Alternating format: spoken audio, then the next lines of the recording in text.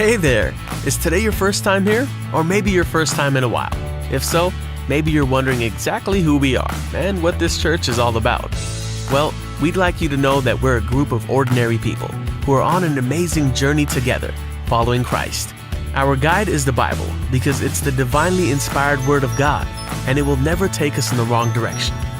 Along the way, we hope you'll see that we are welcoming and spiritually passionate, and that getting to know you is a big deal to us. We know that the road is rough sometimes, but we'll work really hard to bring you practical and relevant messages to equip and encourage you through life's ups and downs. We want you to know that we care about this community, and we believe that it's our job to make it a better place. So, no matter who you are or where you've been, we're glad you're here with us today, and we hope that you'll join us on our journey, following Christ and living out His plan for us. So, welcome to church. आप सबों को प्रभु यीशु मसीह के मधुर नाम में मैं स्वागत करती हूँ। फिर से परमेश्वर ने ऐसा अवसर दिया कि हम परमेश्वर के चरणों के पास आने पाते हैं। परमेश्वर का वचन कहता है, जो परम प्रधान के छाए हुए स्थान में बैठा रहे वह सब शक्तिमान की छाया में ठिकाना पाएगा। मैं यहोवा के विषय कहूँगा कि वो मेरा शरण स्थान और गढ़ है, मैं उस पर भरोसा रखूँगा। आइए हम लोग प्रार्थना करें। दया और अनुग्रह से भरा परमेश्वर, हम तेरे चरणों के पास आते हैं। धन्यवाद देते हैं प्रभु आज के इस दिन के लिए। हम धन्यवाद देते हैं प्रभु जी आज के इस दिन को यीशु मसीह के जी उठने के द्वारा तूने पवित्र किया प्रभु परमेश्वर, और हम पवित्र विश्रामवार को हम लोग स्मरण कर पाते हैं। इसके लिए हम तेरा धन्यवाद करते हैं। हम धन्यवाद देते हैं प्रभु परमेश्वर तेरे प्रेम और दया और अनुग्रह के लिए। और आज के इस दिन में तूने हम सबों को जीवितों की भूमि में रखा है प्रभु, कि हम तेरे नाम की स्तुति महिमा तारीफ प्रशंसा कर सके प्रभु जी। हम धन्यवाद देते हैं तेरे निकट आनंद की भरपूरी है प्रभु जी। हम आनंदित हैं कि आज हम जीवित हैं प्रभु परमेश्वर। हम आनंदित हैं प्रभु जी कि आज हम तेरी संगति में पाए जाते हैं प्रभु जी। हम धन्यवादित हैं प्रभु परमेश्वर तेरे तमाम आशीषों के लिए जो तूने हमारे के जीवन में दिया है प्रभु जी। आज की इस आराधना को प्रभु जी हम तेरे हाथ में समर्पित करते हैं, शुरू से अंत तक पवित्र आत्मा तेरी उपस्थिति में होने पाए प्रभु जी। तेरी प्रतिज्ञा है, जहाँ 2 या 3 मेरे नाम से इकट्ठे होते हैं मैं उनके बीच में उपस्थित होता हूँ। तो अपनी प्रतिज्ञा के अनुसार हमारे बीच में उपस्थित हो प्रभु जी। तेरी स्तुति के गीतों को गाने में, वचनों को पढ़ने में प्रभु परमेश्वर, उसको सीखने में, मनन करने में तो हमारी सहायता कर प्रभु परमेश्वर। और आज वचन के द्वारा भी प्रभु जी तो हमसे बोली और बातचीत कीजिए, और आत्मा और सच्चाई से हम तेरे आराधना कर सके प्रभु जी, और तेरी उपस्थिति हमारे बीच में होने पाए। हर आशीष रोकने वाली बातें यीशु मसीह नासरी के नाम से जाती रहे प्रभु जी। इससे पहले हमारे आराधना में जाएं, हम लोग अपने तमाम अपराधों को तेरे सम्मुख हम लोग मान लेते हैं प्रभु जी। जो भी हमने गलतियां की हैं प्रभु जी, जाने अनजाने, उन सारी गलतियों को तेरे सम्मुख हम लोग मान लेते हैं प्रभु जी। तो अनुग्रहकारी है, विलम्ब से कोप करने वाला, अति करुणामय परमेश्वर है, और अपनी प्रतिज्ञा के अनुसार हमारे अपराधों को तो क्षमा कर प्रभु जी। और तूने कहा है प्रभु जी कि तेरे पाप चाहे लाल रंग के हो चाहे अरवानी रंग के हो, मैं उन्हें हिम की नए श्वेत कर दूंगा। हम धन्यवादित हैं हमारे अपराधों को दयाचल से अस्ताचल जितनी दूर है तूने हमारे अपराधों को उतनी ही दूर कर दिया है प्रभु परमेश्वर। आत्मा और सच्चाई से हम तेरी आराधना कर सके और हम तेरी महिमा कर सके। सब बातों के लिए आदर और महिमा तुझे देते हुए ये दुआ मांगते हैं हमारे जीवित उद्धारकर्ता प्रभु यीशु मसीह के नाम से, आमीन। आइए आराधना में आगे जाएंगे। इस समय हम लोग के लिए आराधना का समय है, और हम लोग कुछ गीतों को गाते हुए हम लोग परमेश्वर की आराधना करें। आप जहाँ कहीं भी हैं अपने होठों को खोल करके परमेश्वर की आराधना करें। और जब हम परमेश्वर की आराधना करते हैं, परमेश्वर की उपस्थिति हमारे मध्य में होती है। इसलिए आइए हम मिल करके हम लोग प्रभु की आराधना करें, और हम सभी मिल करके वर्शिप टीम का हम लोग स्वागत करते हैं। आप सबों को हमारी ओर से यीशु सहाय जय मसीह की। और मैं विश्वास करता हूँ कि आप सभी लोग बहुत अच्छे से रहे होंगे। आइए, जबकि प्रभु ने सुंदर समय को दिया है, हम लोग इस घड़ी आइए मिलकर कुछ गीतों को गा करके उस महान परमेश्वर पिता का धन्यवाद करते हैं। प्रार्थना के साथ हम लोग उसकी निकटता में आते हैं। हम लोग कुछ गीतों को गाएंगे रिवाइवल गीत संख्या से। हम लोग गीत संख्या निकाल लेंगे 95 और गीत का बोल कहता है, आओ हम यहोवा के लिए ऊंचे स्वर से गाएं। और निश्चित रूप से हमारा जो परमेश्वर है वो ऊंचे पर चढ़ाया जाने वाला परमेश्वर पिता है। उसका नाम हमेशा ऊंचे पर रहने वाला परमेश्वर पिता है। इसलिए आइए हम धन्यवाद के साथ उसके सन्मुख आते हैं और स्तुति भजन गाते हुए उस महान प्रभु का धन्यवाद करते हैं इस गीत के साथ।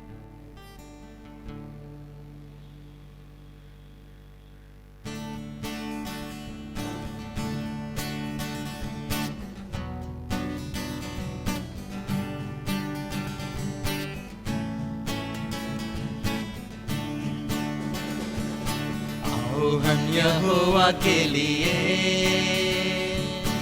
ऊंचे स्वर से गाएं, अपनी मुक्ति की चट्टान का जय जयकार करें।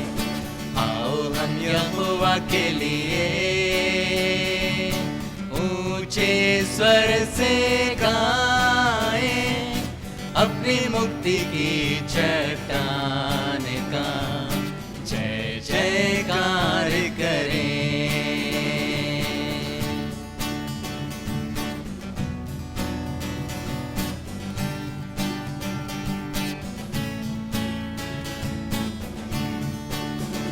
धन्यवाद करते हुए उसके सम्मुख आए, भजन गाते हुए उसका जय जयकार करें। धन्यवाद करते हुए, धन्यवाद करते हुए उसके सम्मुख आए, भजन गाते हुए उसका जय जयकार करें।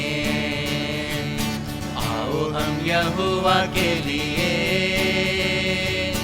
ऊंचे स्वर से गाएं, अपनी मुक्ति की चट्टान का जय जयकार करें।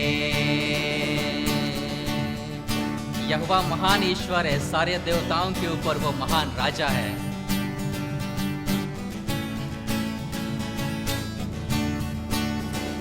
क्योंकि यहोवा महान ईश्वर है, सारे देवताओं के ऊपर वो महान राजा है। मिलके सबको, क्योंकि यहोवा महान ईश्वर है, सारे देवताओं के ऊपर वो महान राजा है। आओ हम यहोवा के लिए ऊंचे स्वर से गाएं, अपनी मुक्ति की चट्टान का जय जयकार करें। वो हमारा परमेश्वर है और हम उसकी प्रजा, उसके हाथ की भेड़ें हैं।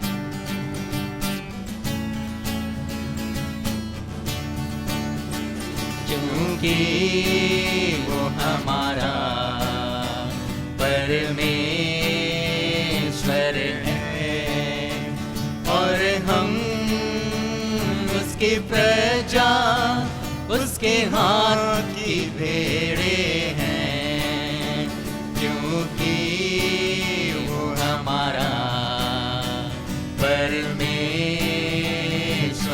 है और हम उसके प्रजा, उसके हाथ की भेड़ें हैं।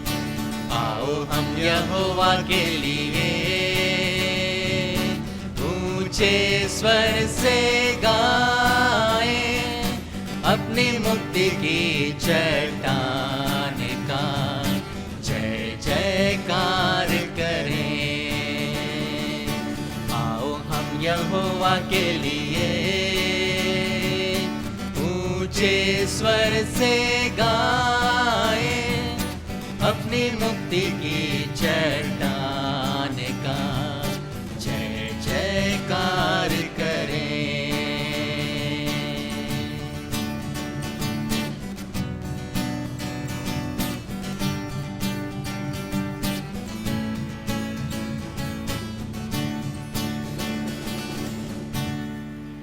Hallelujah, praise the Lord.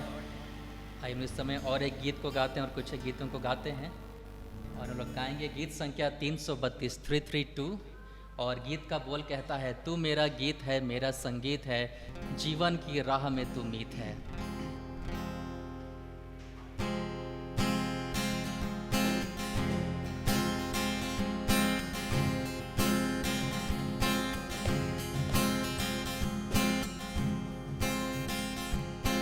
तू मेरा गीत है, मेरा संगीत है, जीवन की राह में तू मीत है। तू मेरा गीत है, मेरा संगीत है, जीवन की राह में तू मीत है। करूं अब तेरी आराधना, संपूर्ण मन से उपासना, दे मुझको अपनी आत्मा, मैं यहाँ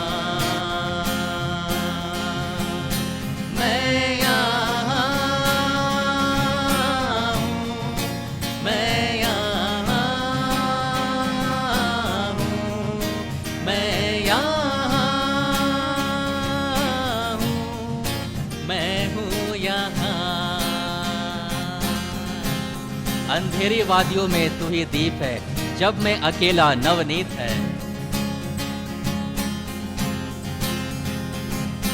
अंधेरी वादियों में तू ही दीप है, जब मैं अकेला नवनीत है। अंधेरी वादियों में तू ही दीप है, जब मैं अकेला नवनीत है। करूं अब तेरी आराधना, संपूर्ण मन से उपासना, दे मुझको अपनी आत्मा, मैं यहाँ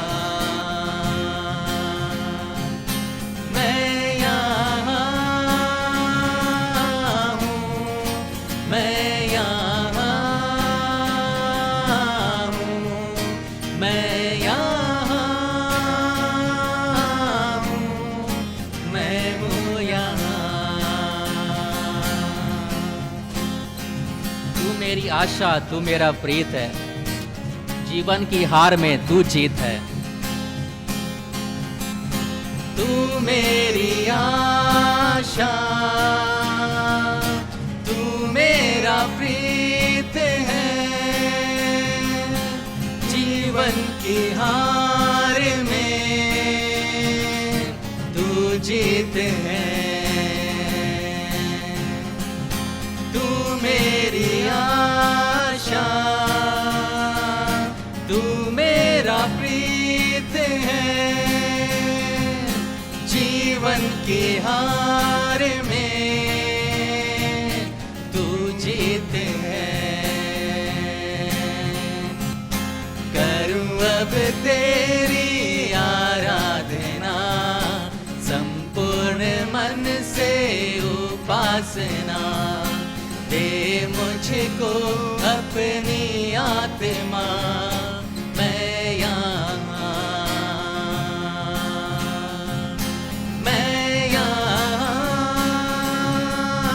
हूँ, मैं यहाँ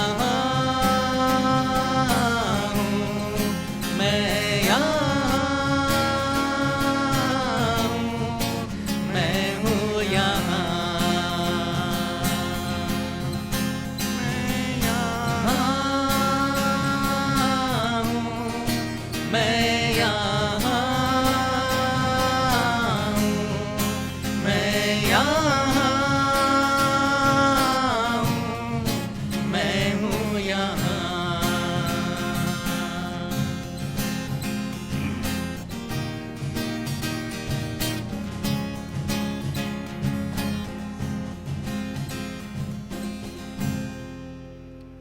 आइए हम सबको मिल करके थोड़ी देर समय हम लोग इस समय अपनी आँखों को बंद करें और परमेश्वर पिता का धन्यवाद करें आज के दिन के लिए, आज के समय के लिए कि प्रभु ने अपने अनुग्रह के कारण से आज तक हमें जीवितों के श्रेणी में रखा है, हम मिट नहीं गए, वो उसकी महाकरुणा का फल है। इसके लिए हम परमेश्वर पिता का धन्यवाद करें। उस महान परमेश्वर पिता का धन्यवाद करें जिसने कि पूरे इस सृष्टि को सृजा, अपनी इच्छा से बनाया, और वही परमेश्वर महिमा के योग्य है, वही परमेश्वर आदर के योग्य है, वही सामर्थी परमेश्वर है, वही पवित्र परमेश्वर है। इसलिए मिल करके हम लोग इस समय इस गीत को गाते हैं, योग्य केवल तू, योग्य केवल तू। और इस गीत को गा करके परमेश्वर पिता की महिमा करते हैं, उसके निकटता में आते हैं। और इसमें रिवाइवल गीत संख्या 499 है, आप लोग निकाल सकते हैं हमारे साथ। आइए जबकि इस गीत को गाते हैं सबको प्रार्थना पूर्वक और धन्यवाद के साथ इस गीत को गाते हैं और प्रभु के समीपता में आते हैं।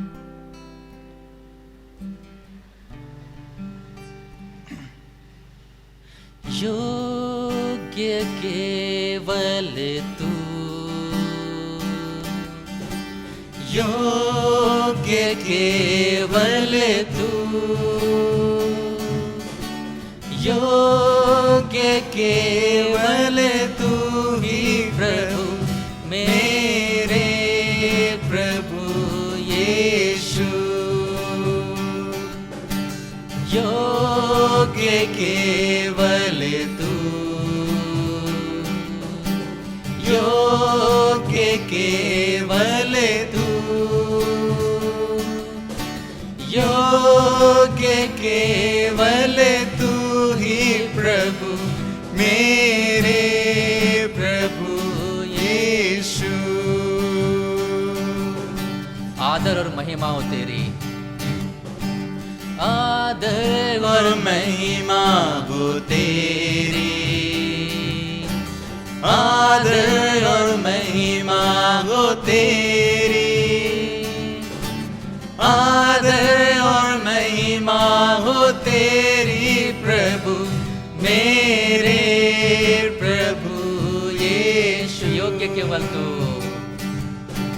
योग्य केवल तू, हालेलुया। योग्य केवल तू, योग्य केवल तू ही प्रभु, मेरे प्रभु यीशु। आई परमेश्वर से कहें कि वो सामर्थ्य केवल तू,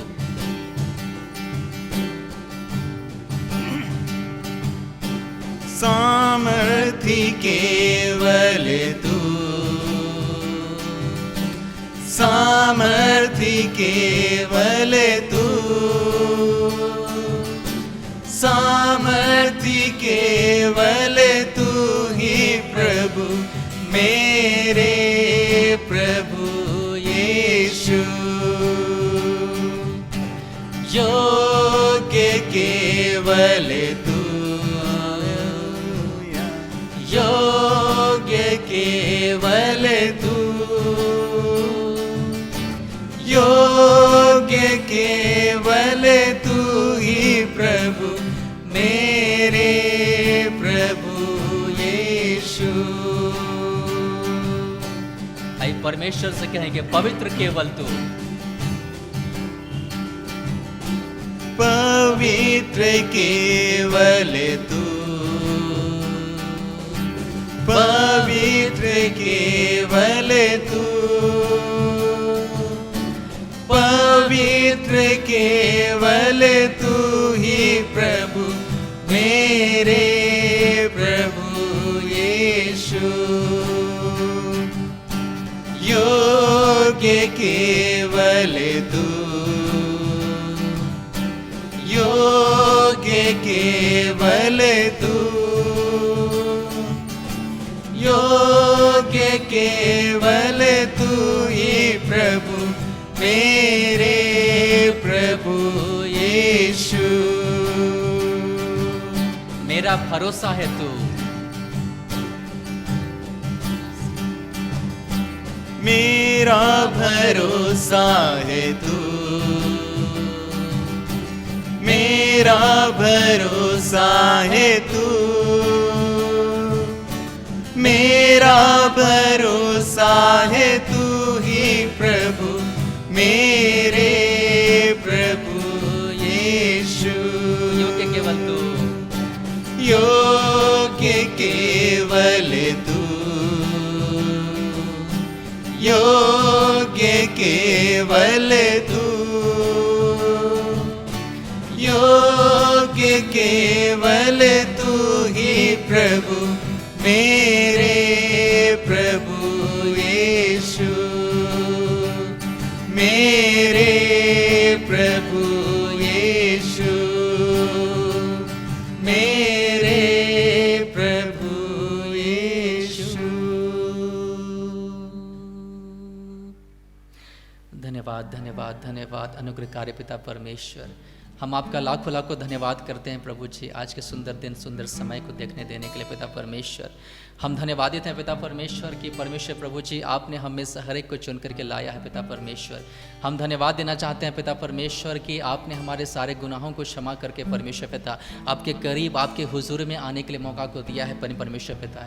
हे पिता परमेश्वर, सारी बातों के लिए धन्यवाद करते हुए परमेश्वर पिता आपके सन्मुख आते हैं पिता परमेश्वर। इस घड़ी परमेश्वर पिता इस आराधना के दिन के लिए पिता परमेश्वर आपका धन्यवाद करना चाहते हैं, इस फेलोशिप के लिए पिता परमेश्वर आपका धन्यवाद करना चाहते हैं। आप परमेश्वर पिता कई लोग आज ऑनलाइन के माध्यम से जुड़ने पाते, उसके लिए परमेश्वर पिता आपका लाखों लाखों धन्यवाद करते हैं प्रभु जी। हे पिता परमेश्वर, आपकी उपस्थिति हमारे मध्य में है पिता परमेश्वर, इसके लिए परमेश्वर पिता हम आपका लाखों लाखों धन्यवाद करना चाहते हैं परमेश्वर पिता। प्रभु जी आप ही केवल योग्य हैं, आप ही परमेश्वर पिता आदर के योग्य हैं, आप ही पवित्र परमेश्वर हैं, सामर्थ्य परमेश्वर पिता प्रभु जी। हे पिता परमेश्वर, आपके जैसा आपके समान आपके तुल्य कोई नहीं है परमेश्वर पिता, इसलिए पिता परमेश्वर हम परमेश्वर पिता पूरे हृदय के गहराई से मिल करके आपकी स्तुति आराधना करते हैं परमेश्वर पिता, आपके कार्यों का बखान करते हैं परमेश्वर पिता, आपके कार्य अतुल हैं परमेश्वर पिता। हम धन्यवाद करते हैं इसके लिए पिता परमेश्वर। हम धन्यवाद के साथ आपके सन्मुख आते हैं फिर से अभी परमेश्वर पिता आपकी स्तुति आराधना करने के लिए आपने मौका को दिया परमेश्वर पिता कि कुछ देर हम मिल करके तेरे हुजूरी में आने पाते हैं, आनंदित होने पाते हैं पिता परमेश्वर। इसलिए परमेश्वर प्रभु जी इन समय को देने के लिए आपका तहे दिल से बहुत बहुत धन्यवाद अर्पित करते हैं परमेश्वर राजा। प्रभु अभी के परमेश्वर पिता परमेश्वर आगे के पूरे समय को आपके हाथों में देते हैं, आज के वचन को परमेश्वर पिता आपके हाथों में देते हैं मेरे परमेश्वर प्रभु जी। आज के वचन को परमेश्वर पिता सीखने सिखाने सुनने सुनाने में सब बातों में आपकी अगुवाई होने पाए परमेश्वर पिता। हम प्रार्थना करते हैं हर प्रकार के अंधकार संसार शैतान की चालाकियाँ यीशु तेरे सामर्थ्य नाम से जाती रहे, और परमेश्वर पिता आपका अनुग्रह आपकी उपस्थिति में होकर के और पवित्र आत्मा के साहचर्य में होकर के इस घड़ी को व्यतीत करने वाले होने सके मेरे पिता परमेश्वर। इस घड़ी परमेश्वर पिता अपने जीवन के हर चिंता परेशानियों की बातों को परमेश्वर पिता आपके हाथों में देते हैं, आप ही दूर करें, हमारे मन को खाली करें, शांत करें, ताकि आपके वचन को ग्रहण करने योग्य होने सके प्रभु जी। इस पूरे आराधना के लिए फिर से एक बार तहरीर साहब का धन्यवाद करना चाहते हैं। शुरू से अंत तक सब बातों में आपकी सहायता को चाहते हैं, अगुवाई को चाहते हैं। आराधना की भेंट को परमेश्वर पिता आपके सामने लाते हैं पिता परमेश्वर, तो इसे आप ग्रहण कीजिए पिता परमेश्वर प्रभु जी। हम धन्यवाद करते हैं सब बातों के लिए फिर से परमेश्वर पिता। हम आपके निकटता में आते हैं प्रभु जी, और सारी बातों में सारा आदर सारी महिमा परमेश्वर पिता आपको देते हैं, और इस प्रार्थना को धन्यवाद स्वरूप उद्धारकर्ता यीशु मसीह के नाम से मांग लेते हैं। दया करके सुनिए और स्वर्ग के राज्य में अनुग्रह से पिता आप ग्रहण कर लीजिए, आमीन। प्रभु की स्तुति हो, प्रभु परमेश्वर का धन्यवाद हो कि आज फिर एक बार हम लोग भिन्न भिन्न स्थानों से प्रभु की आराधना और उसकी स्तुति करने के लिए हम लोग उपस्थित हैं। पिछले सप्ताह से हम लोग प्रार्थना के बारे में कई बातों को सीख रहे हैं। पिछली बार हम लोग प्रार्थना के सिद्धांतों के बारे में सीख रहे थे, और हमने सीखा उसको एक बार जस्ट हम लोग उसको याद कर लेंगे। प्रार्थना के सिद्धांतों के अंतर्गत हमने सीखा कि बाइबल आधारित प्रार्थना दरअसल इसमें लोगों की कई आम धारणाएं हैं जिसको हम लोग कह सकते हैं कि ये गलत धारणाएं हैं। प्रार्थना को बहुत लोग चमत्कारिक शब्द मानते हैं, और वे लोग मानते हैं कि हम एक निर्धारित बार उसको रिपीट करें या जाप करें तो वहां परमेश्वर का सामर्थ प्रकट होगा और चमत्कार प्रकट होगा। और कुछ लोग मानते हैं कि प्रार्थना में कुछ भी मांगो और अंत में हम यदि जोड़ दें कि प्रभु यीशु के नाम से आमीन, तो निश्चित रूप से हमें प्रार्थना का जवाब मिल जाएगा। लेकिन यदि बाइबल की शिक्षा की ओर ध्यान दें तो ये सही नहीं है। और कुछ लोगों का मानना है कि यदि हम कुछ संतों की पैरवी करा लें तो हमें प्रार्थनाओं का उत्तर मिल जाएगा, या तो कुछ संतों को, या यदि हम कुछ प्रार्थना करने वालों को कुछ दान देकर या फीस देकर हमारे लिए प्रार्थना करने का जिम्मा दे दे, वे हमारे बदले प्रार्थना करेंगे और हमारे प्रार्थना करने की कोई जरूरत नहीं। लेकिन परमेश्वर का वचन इस शिक्षा को सपोर्ट नहीं देता है। इन धारणाओं को परमेश्वर का वचन बिल्कुल ही सपोर्ट नहीं करता है। तो प्रार्थना परमेश्वर के साथ जरूर वार्तालाप है, लेकिन हम कुछ भी उटपटांग परमेश्वर के सामने हम प्रार्थना करें, उससे मांग रखें, तो निश्चित रूप से परमेश्वर बाइबल के अनुसार तो उसका उत्तर नहीं देगा।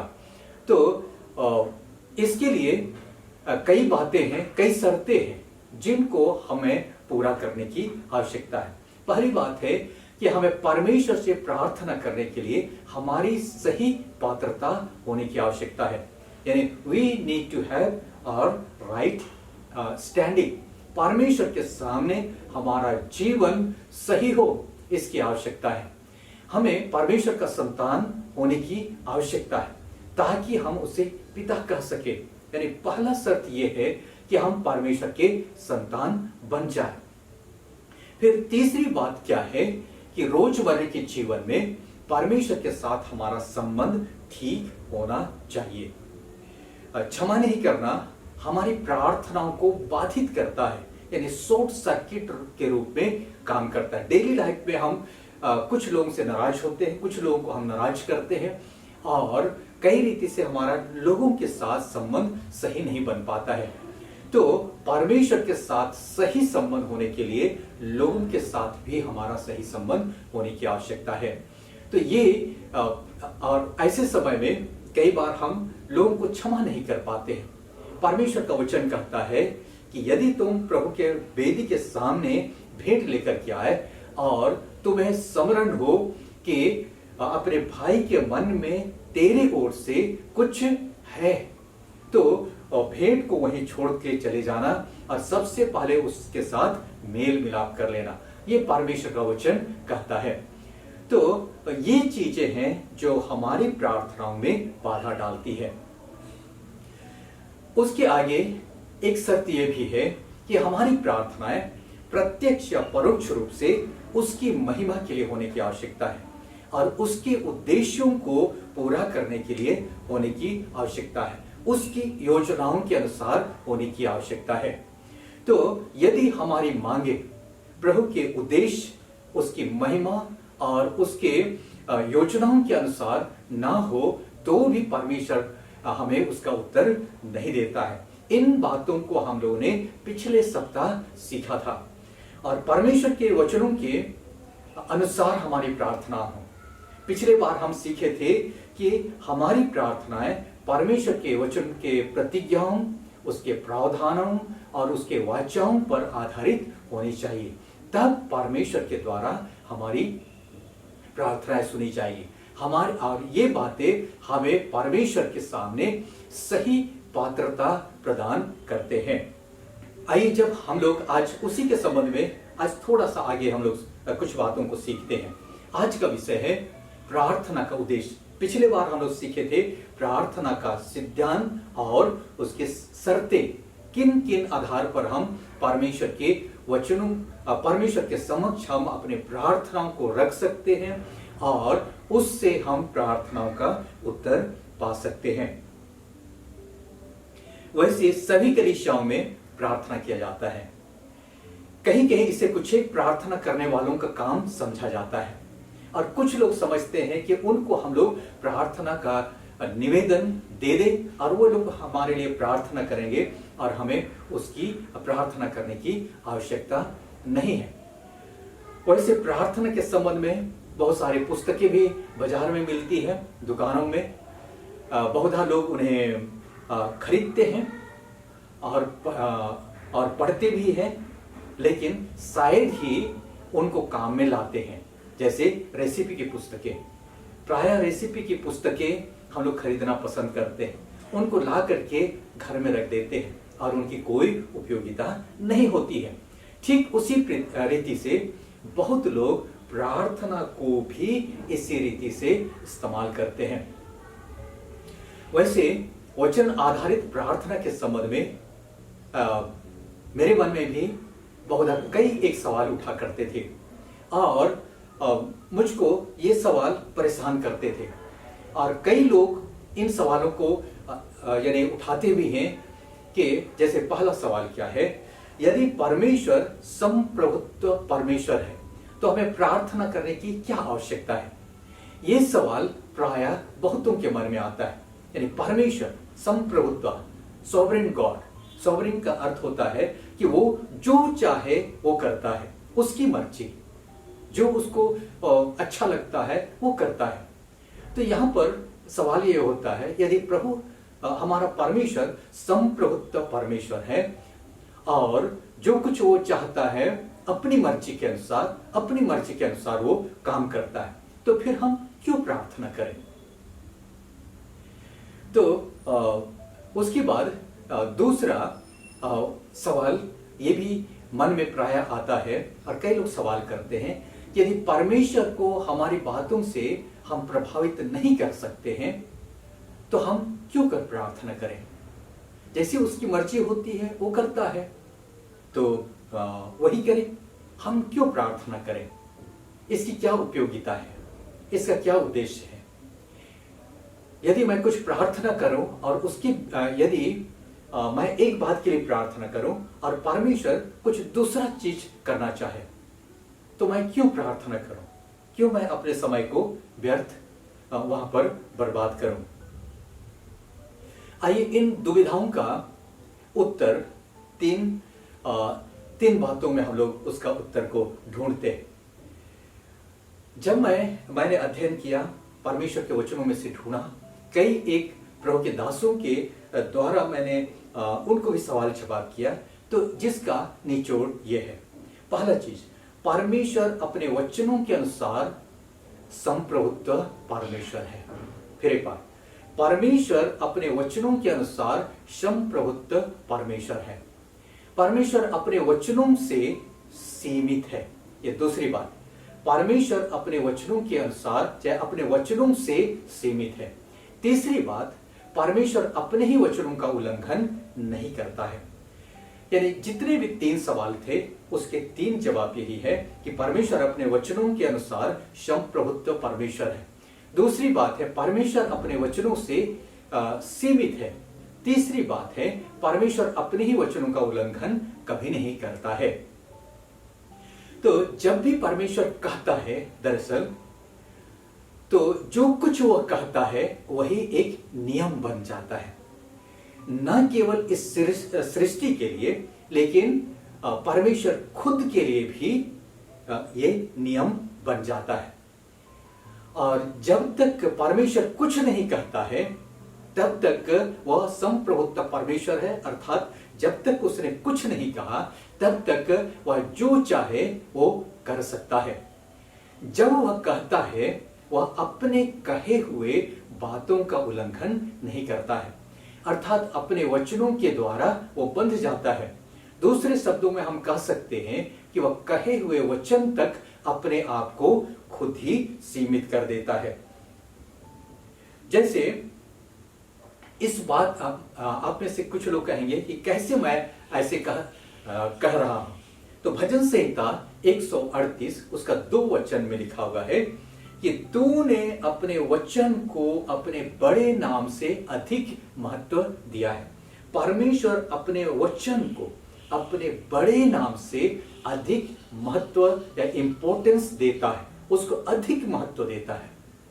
और गिनती की पुस्तक उसका 23 अध्याय का 19 पद में लिखा है, ईश्वर मनुष्य नहीं कि वह झूठ बोले और न वह आदमी है कि अपनी इच्छा बदले। क्या जो कुछ उसने कहा उसे न करे? क्या वचन देकर वह उसे पूरा न करे? दरअसल बाइबल का परमेश्वर वो प्रतिज्ञा करने वाला परमेश्वर है। वह प्रतिज्ञा करता है और अपने प्रतिज्ञाओं को वो पूरा भी करता है। अपने प्रतिज्ञाओं को खुद ही नहीं तोड़ता है, अपने कहे हुए वचन को बिल्कुल नहीं टालता है। ये परमेश्वर के वचन का नियम है। यही कारण है कि हम परमेश्वर से प्रार्थना कर सकते हैं। इसको आगे हम लोग आइए हम लोग देखेंगे कि किस रीति से इसको हम लोग समझेंगे।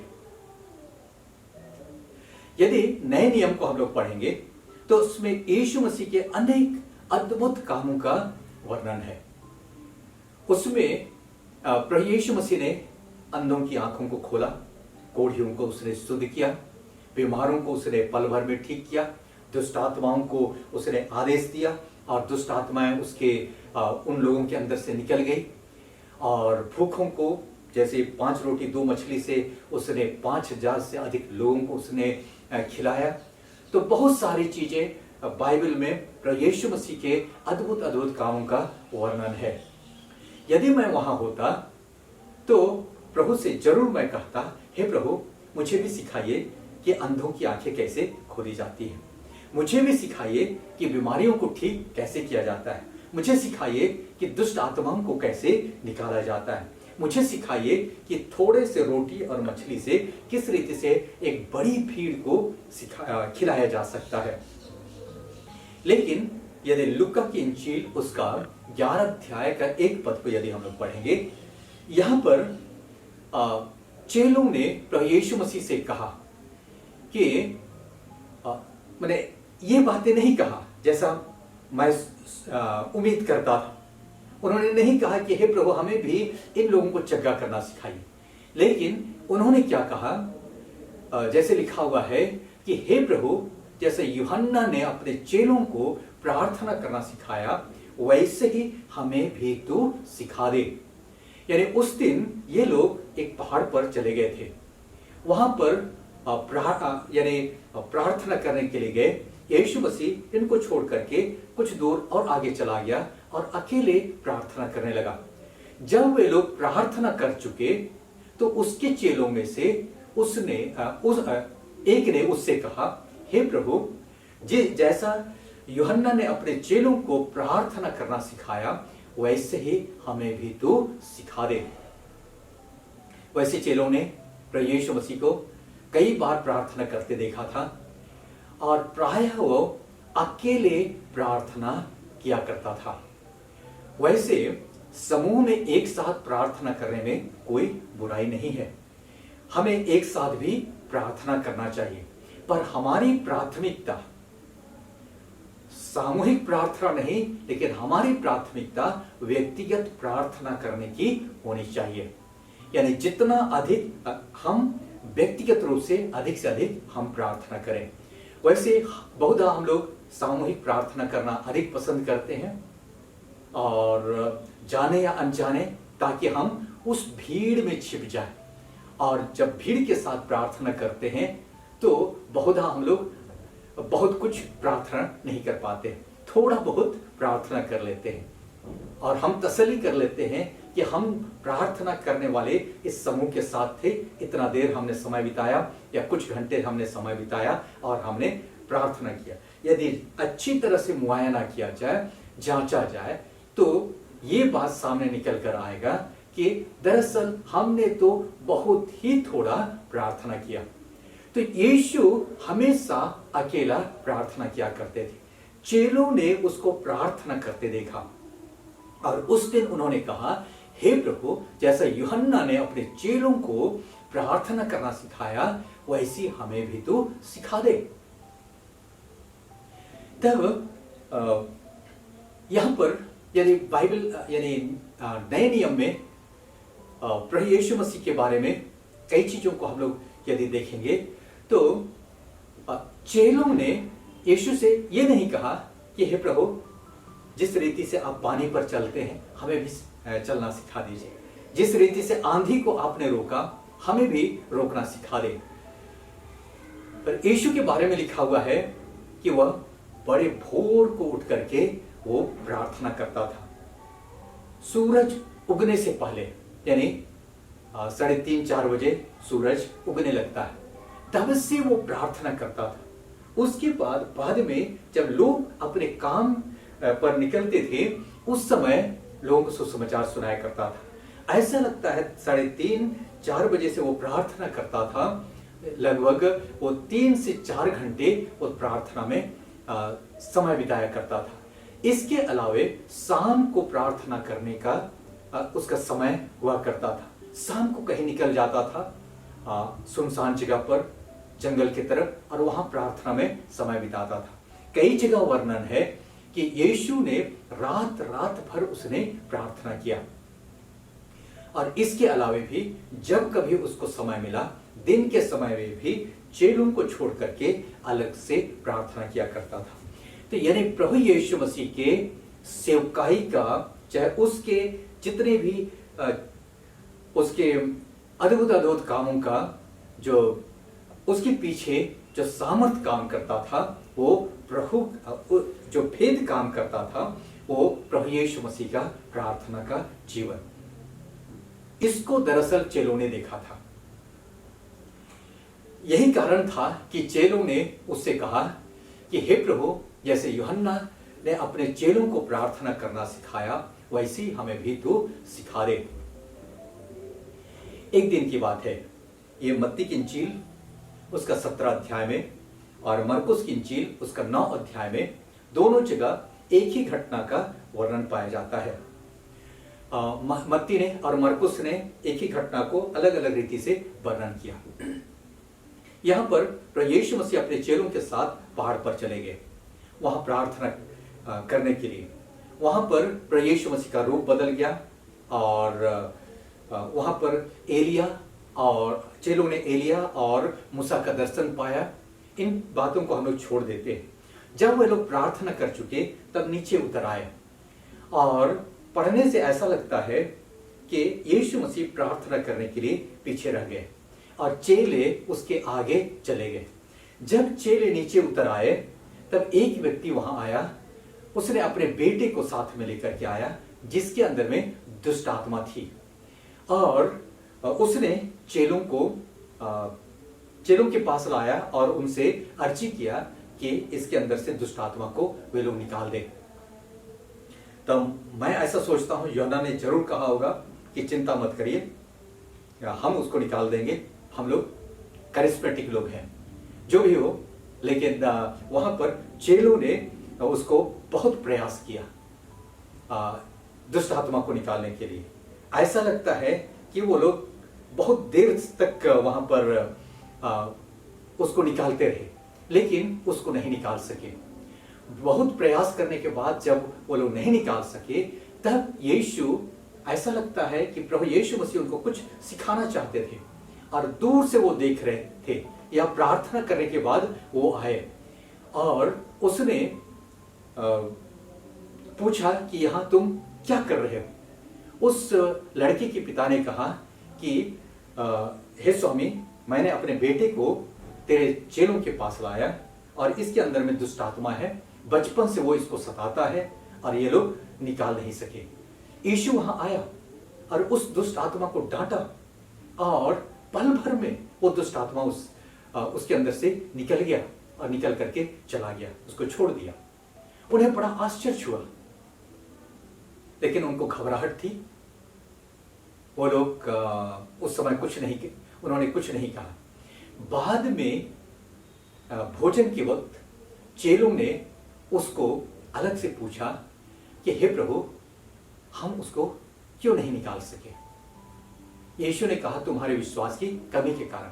मत्ती 17:21 में लिखा हुआ है, उसने उनसे कहा कि यह जाति बिना प्रार्थना और उपवास किसी और उपाय से नहीं निकल सकती। तो यहां चेले भी प्रार्थना करते थे, यीशु मसीह भी प्रार्थना करता था, लेकिन चेलों ने घंटों उस दुष्ट आत्मा को निकालने के लिए समय दिया, प्रयास किया, नहीं निकाल सके। यीशु आया, वहां मिनटों में या तो पल भर में, हम लोग कह सकते हैं कि पल भर में उसने उस दुष्ट आत्मा को निकाला। तो यहां पर डिफरेंस क्या है, कहां पर इसका सीक्रेट है कि इनको घंटों लगा, यीशु को मिनटों लगा। तो उसका दूसरे साइड में हम लोग देखेंगे, यीशु परमेश्वर की उपस्थिति में घंटों उसने समय बिताया और यहां मनुष्यों के समस्या का समाधान करने के लिए मिनटों उसको काफी था। तो यही एक्चुअल में उसका सीक्रेट है, वही यीशु के सेवकाई का भेद है। इस बात को दूसरे ढंग से हम समझे तो हम कह सकते हैं कि यीशु की प्राथमिकता प्रार्थना करना नहीं था।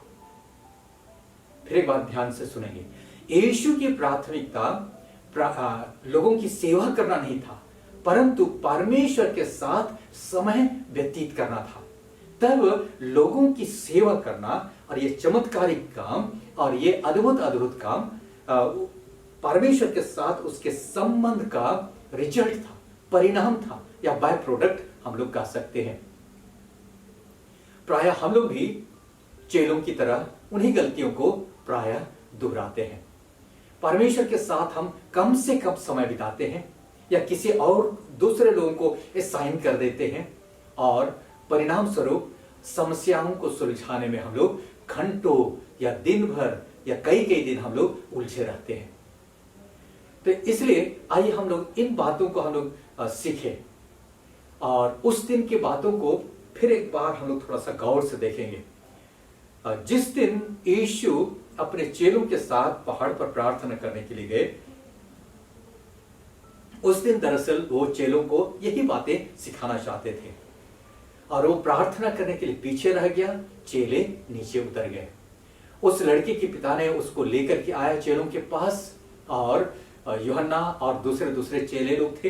ये लोग घंटों उस दुष्ट आत्मा को निकालने में लगे रहे, उनका पसीना भी बहने लगा, और बाद में लोग भी उन पर इतनी देर तक कुछ नहीं कर सके, तो लोगों का भी धीरज लगता है कि कम हो गया, उनके साथ बकझक करने लगे। तब यीशु आया और वहां पर आगे हम लोग पाते हैं कि पल भर में उसने निकाल दिया। तब जब उस लड़के के पिता ने उस लड़के को लेकर के आया, तब यीशु ने अपने चेलों को डांट कर कहा कि हे अविश्वासी लोग, मैं कब तक तुम्हारे साथ रहूंगा और कब तक तुम्हारी सहूंगा, और उसको मेरे पास लाओ। और पल भर में यीशु ने दुष्ट आत्मा को निकाल दिया। चेले वहां पर शर्मिंदा हुए। यीशु उनको सिखाना चाहता था कि जब तुम बाहर फील्ड में सेवा करो, तो उससे पहले तुम्हें पर्सनल व्यक्तिगत घर में या क्लोसेट में या अपने अंदर में तैयारी की आवश्यकता है। इसलिए खुद को सबसे पहले तैयार करो, उसके बाद यहां कैसे तैयार करेंगे? परमेश्वर के साथ समय व्यतीत करो, तब वो बाद में वहां जब फील्ड में या जहां पर समस्या होगी वहां पर उसको दूर करने में इनको समय नहीं लगेगा। तो यीशु ने क्या कहा? यह जाति बिना उपवास और प्रार्थना के नहीं निकल सकती है।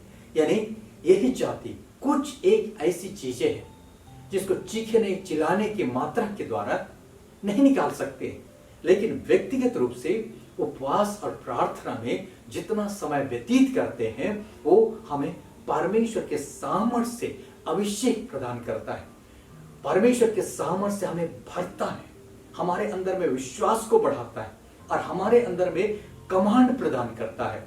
तब हम इस संसार के संघर्ष में, इस संसार की लड़ाई में और परिस्थितियों के साथ की लड़ाई में हम वहां पर कामयाब हो सकते हैं प्रभु की तरह। तो यही चीजें प्रभु यीशु मसीह दरअसल अपने चेलों को सिखाना चाहते थे। तो प्रार्थना का आरंभ कहां से हुआ या किस रीति से हुआ या प्रार्थना का जन्म कैसे हुआ, इस बात को थोड़ी देर हम लोग चर्चा करेंगे।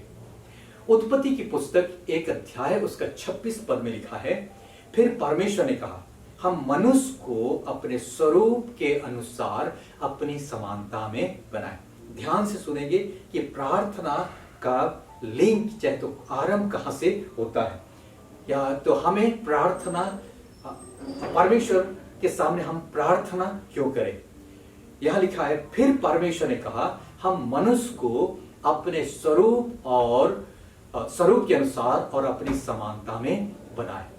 और वे समुद्र की मछलियों और आकाश के पक्षियों और घरेलू पशुओं और सारी पृथ्वी पर और सब रेंगने वाले जंतुओं पर जो पृथ्वी पर रेंगते हैं अधिकार रखे।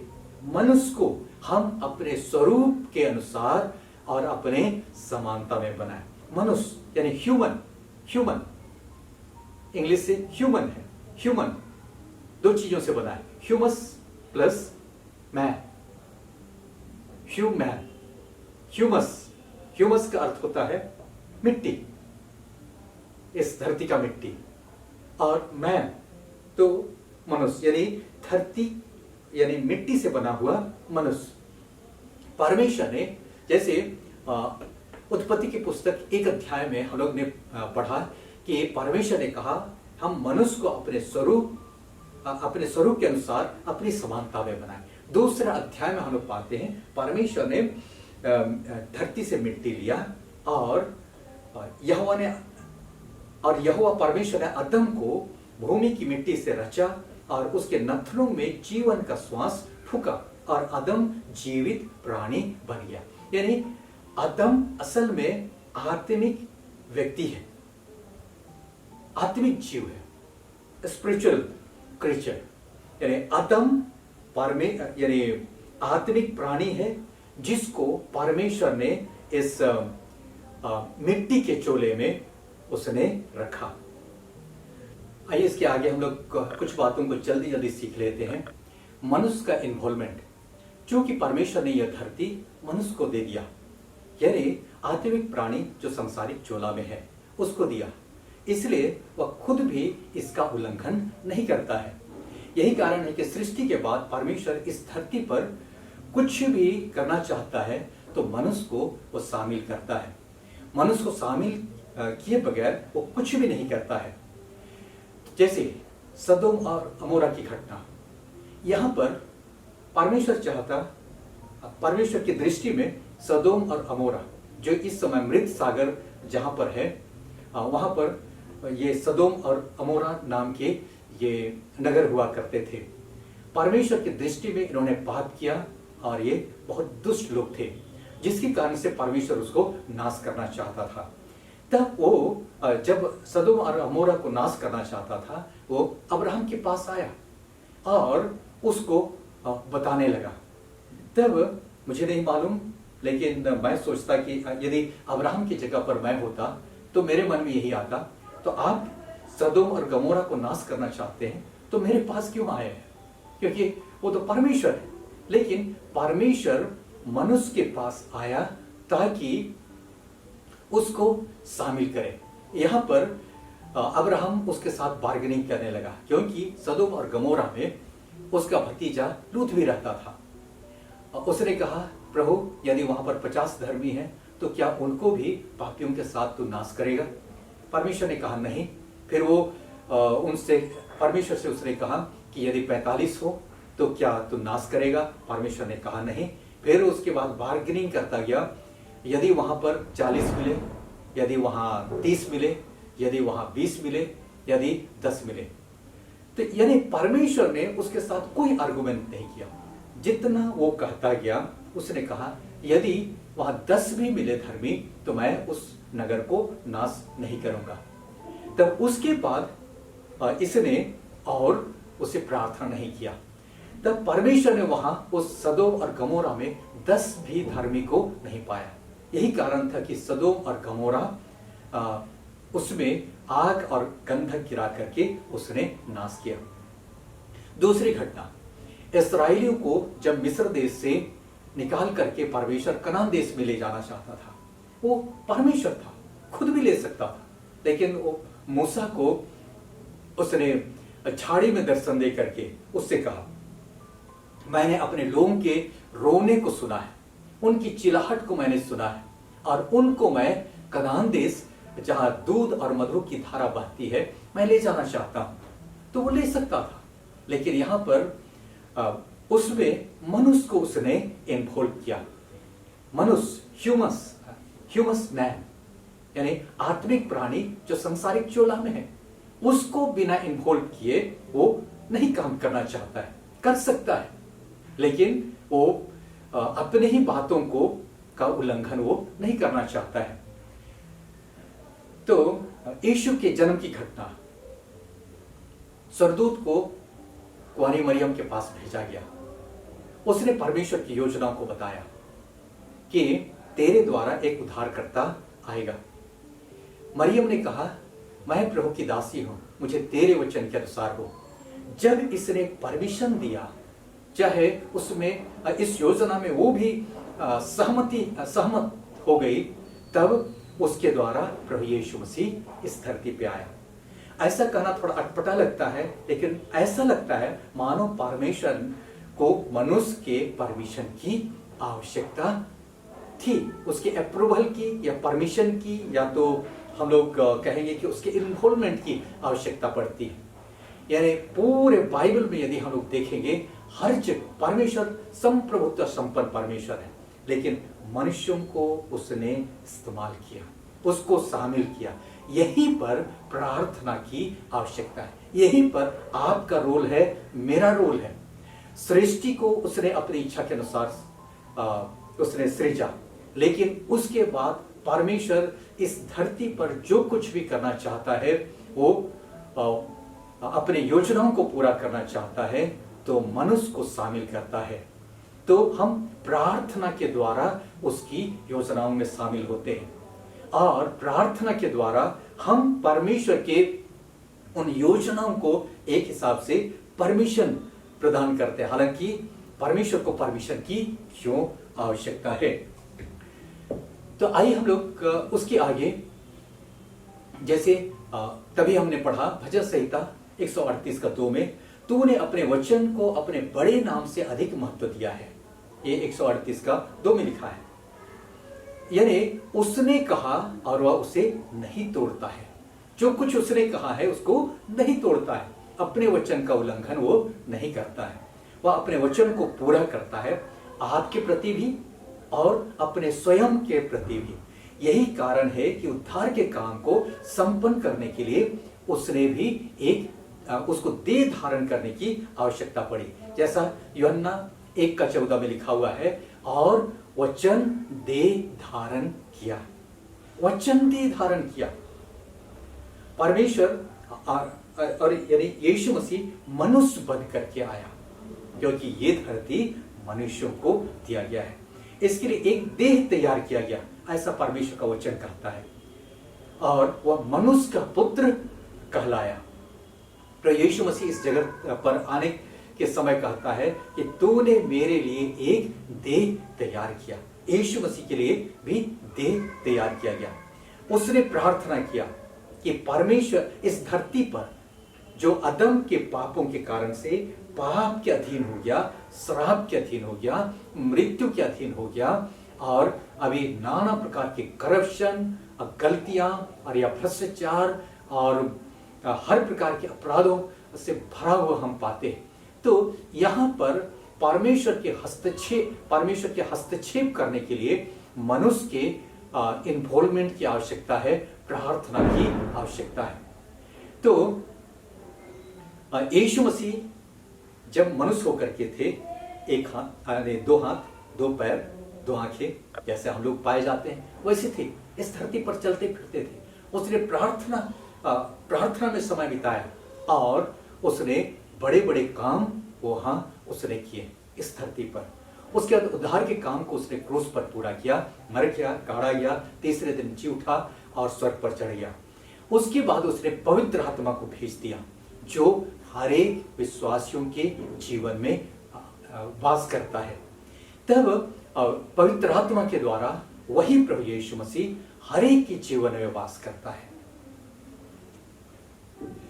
पवित्र आत्मा के द्वारा प्रभु यीशु मसीह हर एक के जीवन में वास करता है, और दरअसल यीशु मसीह हमारे द्वारा वो काम करता है और काम करना चाहता है।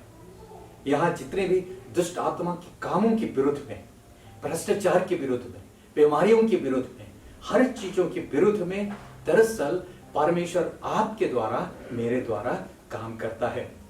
यानी यीशु ने उद्धार के काम को तो पूरा किया, अब और स्वर्ग पर चला गया और हर एक विश्वासियों में रहने के द्वारा अब उसके करोड़ों पैर हैं, करोड़ों हाथ है, करोड़ों आंखें हैं। यानी हर विश्वासी, अब विश्वासियों को दरअसल कलीसिया कहा गया है। कलीसिया को बाइबल कहता है कि मसीह की देह है, यानी आप और हम। और इसलिए परमेश्वर अब अपने आप से नहीं करता है, लेकिन जैसे जॉन नॉक्स ने कहा कि परमेश्वर एक ही काम करता है कि वो प्रार्थना का उत्तर देता है। जहां आप प्रार्थना करना बंद कर देंगे, जहां हम प्रार्थना करना बंद कर देंगे, तो वहां परमेश्वर कुछ नहीं करेगा। यीशु ने क्या कहा पतरस से, मैं स्वर्ग और पृथ्वी का कुंजी तुम्हें दिए जाता हूं। जो धरती पर खोलोगे स्वर्ग में खुलेगा, जो धरती पर बांधोगे स्वर्ग में बंधेगा। इसलिए आइए, यहां पर हमारा और आपका जो रोल है वो प्रार्थना करने का रोल है। प्रार्थना के द्वारा हम अपने मस्ती की चीजें, अपने मन की इच्छा और इन चीजों को उन चीजों के लिए नहीं, लेकिन परमेश्वर के राज को यहां लाने के लिए हम लोग प्रार्थना करें। प्रभु यानी देह को तैयार किया और आपके देह पर भी उसका इंटरेस्ट है। इसलिए जैसे आपको चंगाई की आवश्यकता है, तो यदि आप अपने अच्छा लगने के लिए आप यदि उस चंगाई को मांगेंगे तो शायद वहां प्रभु का काम ना हो। लेकिन आप ये कहें कि प्रभु आपके लिए, क्योंकि आपके जीवन पर उसका इंटरेस्ट है और आपके जीवन के द्वारा वो काम करना चाहता है। इसलिए आपके प्रार्थना की आवश्यकता है कि प्रभु आपकी महिमा के लिए, आपके उद्देश्यों को पूरा करने के लिए यदि हम प्रार्थना करते हैं तो हाँ, हम लोग प्रभु के बड़े बड़े कामों को देखेंगे। तो आइए, आप जहां कहीं भी हैं, आप कह सकते हैं कि प्रभु मुझे आपकी आवश्यकता है, प्रभु अब मुझको अपने आप, प्रभु को आपकी आवश्यकता है। तो यहां एक साझेदारी, यहां मनुष्य के साथ, यानी प्रार्थना दरअसल हम परमेश्वर के साथ साझेदारी करते हैं। परमेश्वर के सामर्थ्य को हम लोग यहां उतारते हैं। इसलिए आइए हम लोग, जैसे यीशु मसीह ने कहा कि रोगियों को चंगा करो, दुष्ट आत्माओं को निकालो, और संत में तुमने पाया है, संत में तो इस रीति से आइए हम परमेश्वर के सामर्थ्य को, यानी प्रार्थना करने का अर्थ है कि हम प्रभु को अपना जीवन, अपना देह, हम प्रभु को अपने काम करने के लिए, उसके उद्देश्यों को पूरा करने के लिए हम सौंपते हैं। तो यदि हम इस उद्देश्य से हम लोग प्रार्थना करते हैं, निश्चय ही वहां हम परमेश्वर के बड़े बड़े कामों को हम लोग देखेंगे। अपने शहर को बदलता हुआ देखेंगे, अपने परिवेश को बदलता हुआ देखेंगे, अपने देश को बदलता हुआ देखेंगे। जो चीज वे अनुचित है, गलत चीजें है, शैतान के काम है, भ्रष्टाचार है, बुराई है, गंदगी है, इन चीजों के बारे में हम लोग, इनके विरुद्ध में हम लोग खड़े होंगे। दरअसल मेरे द्वारा, आपके द्वारा प्रभु काम करना चाहता है। तो आइए हम लोग आज जिन बातों को हम लोगों ने सुना वो क्या है कि परमेश्वर अपने वचन के अनुसार संप्रभुत्व संपन्न परमेश्वर है। उसके बाद परमेश्वर अपने वचन के द्वारा अपने आप को सीमित करता है। इस धरती पर अधिकार करने के लिए उसने मनुष्य को, यानी आत्मिक प्राणी जो शरीर में है, जो सांसारिक चोला में है, उसको प्रदान किया।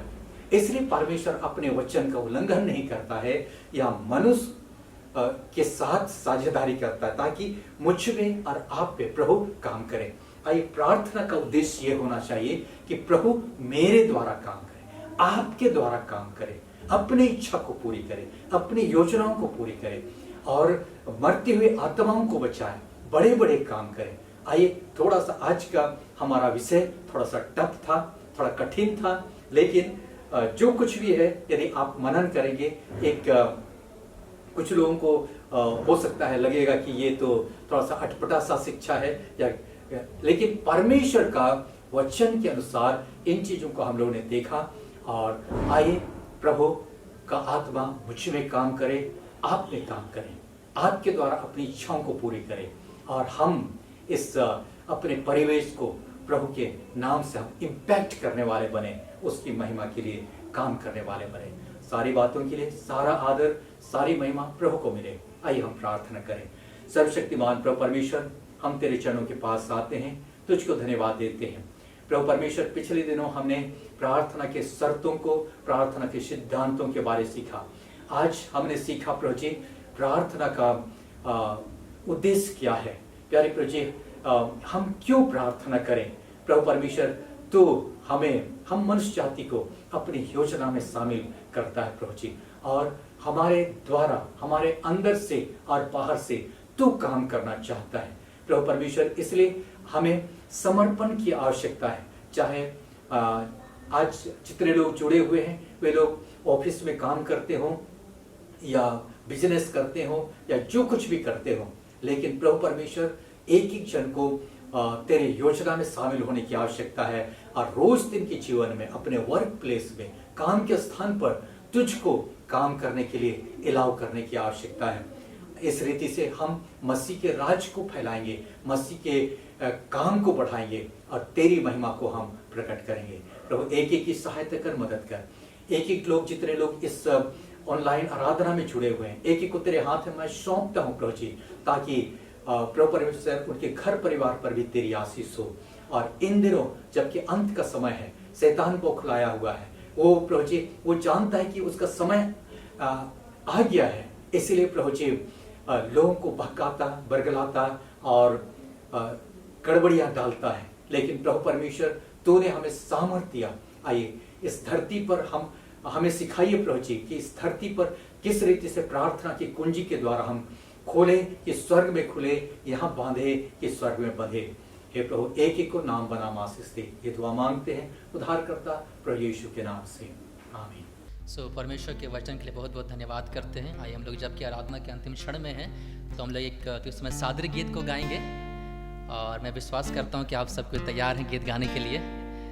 आइए लोग इस समय गीत गाएंगे, रिवाइवल गीत संख्या 1181, जिस गीत का बोल कहता है, ओह रे दुलर यीशु तोर प्रेम कैसन सुंदर बहात है, झरिया कर पानी लखे दिनों राती। सब मिलकर गाते हैं, थालियों को बजाते हुए, झूमते हुए, आनंद के साथ इस गीत को गाते हैं।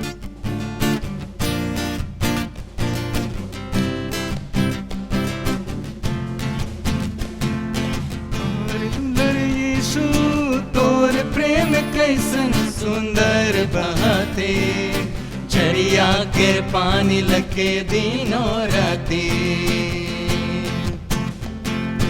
ओहर दुलर यीशु तोर प्रेम कैसन सुंदर बहाते, झरिया के पानी लगे दिनों राती। जे मनवा तोर पीछे पीछे आलें, अनंत जीवन और खुशी पालें।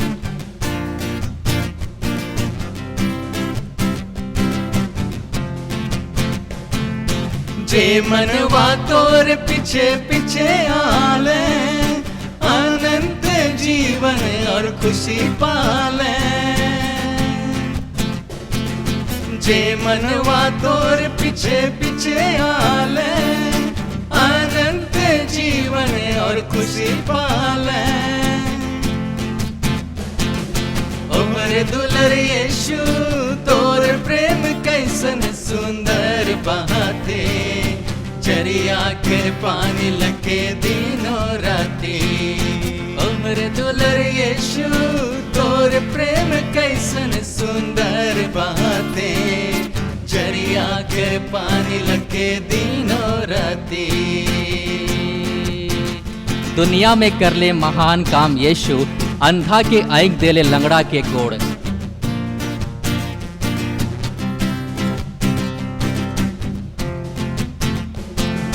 दुनिया में कर ले महान काम यीशु, अंधा के आँख दे ले लंगड़ा के गोड़। दुनिया में कर ले महान काम यीशु, अंधा के आँख दे ले लंगड़ा के गोड़।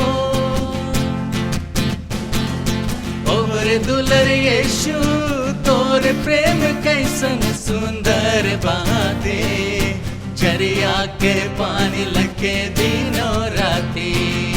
ओ मेरे दुलरे यीशु तोर प्रेम कैसन सुंदर बातें, झरिया कर पानी लगे दिनों राती।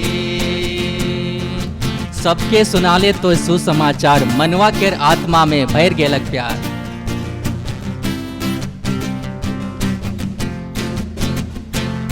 सबके सुनाले तो सुसमाचार, मनवा के आत्मा में भर गेलक प्यार। सबके सुनाले तो सुसमाचार, मनवा के आत्मा में भर गेलक प्यार।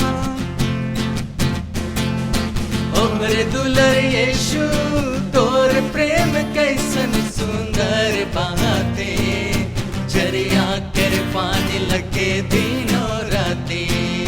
ओ मेरे दुलर यीशु तोर प्रेम कैसन सुंदर बातें, झरिया कर पानी लगे दिनों राती। झरिया कर पानी लगे दिनों राती, झरिया कर पानी लगे दिनों राती।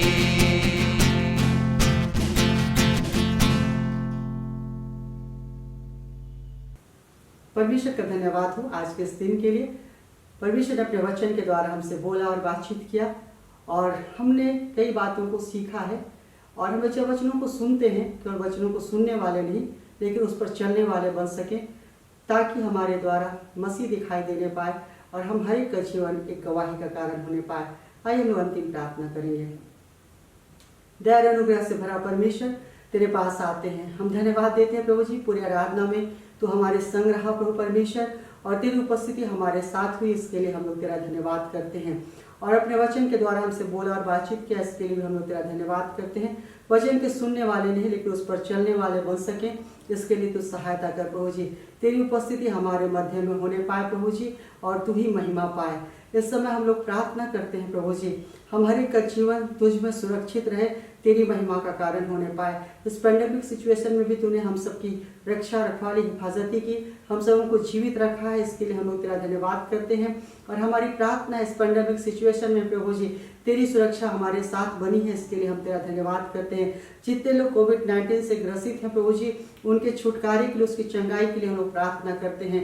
और यीशु मसीह के नाम से नया संक्रमण को हम लोग रोकते हैं प्रभु जी, और प्रार्थना करते हैं प्रभु जी नए लोग संक्रमित ना होने पाए प्रभु जी। इस समय जितने लोग सेवा करते हैं, डॉक्टर्स, नर्सेस हैं प्रभु जी, और स्वास्थ्य कर्मी हैं प्रभु जी, सेवा कर्मी हैं, उन सबको तेरे हाथ में सौंपते हैं प्रभु जी। उनको तो अपनी सुरक्षा प्रदान कर, लोग सुरक्षित रहें, तेरी महिमा का कारण होने पाए। इस समय हम लोग प्रार्थना करते हैं प्रभु परमेश्वर, हमारे साथ जितने लोग ऑनलाइन जुड़े हैं प्रभु जी, हर एक परिवारों को तेरे हाथ में समर्पित करते हैं। हे प्रभु परमेश्वर, कोई यदि किसी प्रकार की आवश्यकता में है, उनकी आवश्यकताओं को पूरा कर। यदि किसी प्रकार की समस्याओं में है तो उस समस्या से उनको छुटकारा दे प्रभु परमेश्वर। और यदि अच्छी स्थिति में है तो निरंतर तेरी स्तुति के गीतों को गाते हुए प्रभु जी तेरे आराधना करते तुझ में लोग आगे बढ़ने पाए।